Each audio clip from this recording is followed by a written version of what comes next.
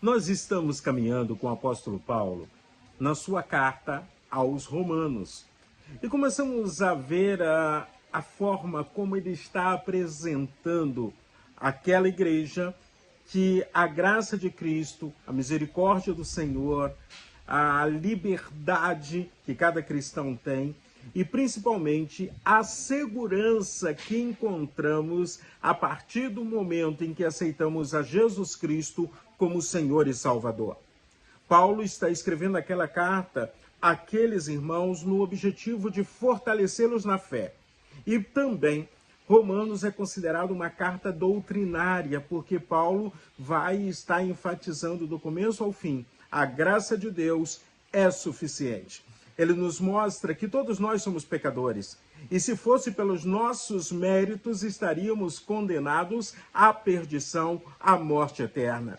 Mas ele também nos mostra a saída, ele nos mostra a garantia, ele nos mostra que Deus, no seu amor, providenciou a vida eterna em Cristo Jesus.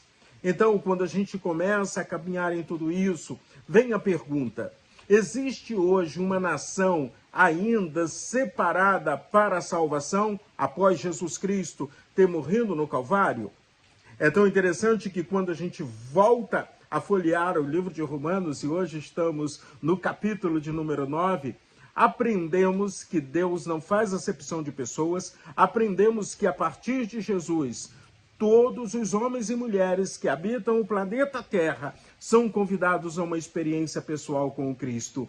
E aqueles que aceitam a Jesus como Salvador têm a garantia da vida eterna. Então vamos ler o que nos diz o capítulo 9 e ver como o coração de Paulo ardia. Afinal de contas, ele vem de uma tradição judaica, ele vem do cumprimento da lei, ele vem de uma experiência com Deus, mas essa experiência com Deus estava incompleta porque faltava uma experiência pessoal com o Senhor Jesus Cristo. Vamos observar o que diz o texto? Romanos, capítulo de número 9, a partir do verso 1 até o versículo de número 8, nos diz assim: digo a verdade em Cristo, não minto. Minha consciência o confirma no Espírito Santo.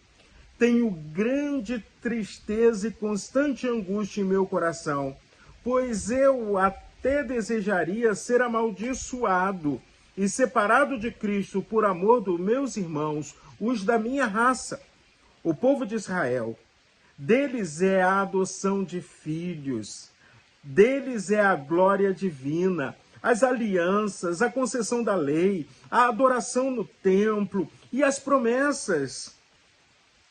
Deles são os patriarcas. É a partir deles que se traça a linhagem humana de Cristo, que Deus, acima de todos, bendito para sempre.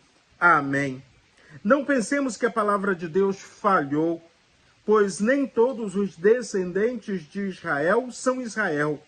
Nem por serem descendentes de Abraão, passaram todos a serem filhos de Abraão. Até aí, versículo de número 8.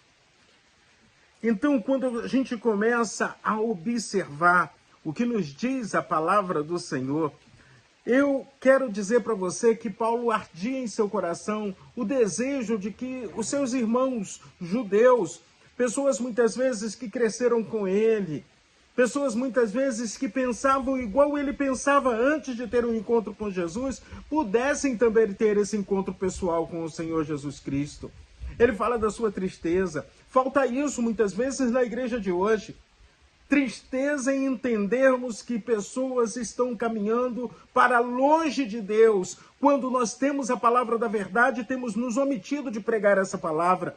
Tristeza por em vermos e observarmos que alguns que estão à nossa volta, da nossa família, não querem ouvir a palavra de Deus e muitas vezes nós também temos sido omissos na proclamação dessa palavra.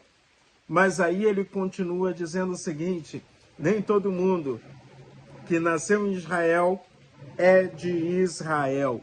E o que ele quer dizer aqui é o seguinte: porque Israel era chamado como povo de Deus. O povo de Deus do aqui e agora é a igreja do Senhor Jesus Cristo.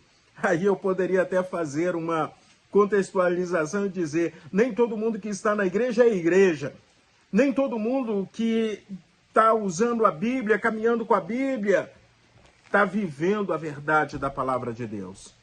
Mas graças a Deus, que em Cristo e somente no Senhor Jesus Cristo encontramos o perdão, encontramos a salvação.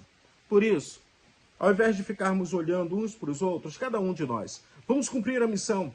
E a missão para a qual nós fomos chamados é de sermos discípulos do Senhor Jesus Cristo, discípulos fazendo discípulos, proclamando a verdade do Senhor Jesus às pessoas que estão à nossa volta. Fica o meu convite. Se sintam tristes como Paulo se sentia em olhar para o seu povo, para a sua nação, mas se sintam também responsáveis em proclamar a mensagem do Evangelho. Então, vamos continuar caminhando na palavra de Deus, vamos fazer parte de um grande exército de filhos e filhas de Deus, proclamadores da mensagem do Evangelho, a mensagem preciosa do grande amor de Deus. Que o seu dia seja um dia maravilhoso em Cristo Jesus.